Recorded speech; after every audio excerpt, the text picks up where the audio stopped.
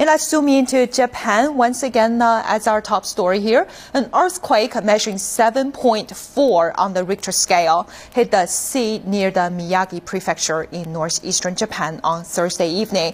And authorities issued a tsunami warning, but later lifted it. The tremor caused widespread blackouts in the affected areas, but several nuclear plants were shut down in case of the tragedy of Fukushima was repeated.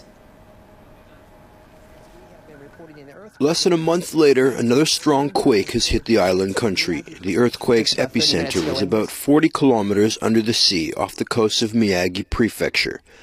The tremor caused motorways to be closed and has been classified by the Japanese Meteorological Agency as an aftershock of the huge quake on March 11th that devastated much of the area. After the earthquake occurred, a tsunami alert was issued for Miyagi, Fukushima, Ibaraki, and Iwate. However, we later expected there would be no tsunamis, and so these alerts and advisories were lifted. Although these alerts and advisories have been lifted, we would like to urge extra caution.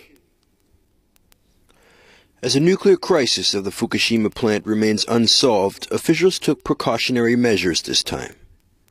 The Higashidori nuclear power plant of the Tohoku Electric Power Company, Onagawa nuclear plant, Fukushima Daiichi and N.E plants have been stopped due to the earthquake. Japan said nuclear power plants in northeast of the country were safe following the major aftershock.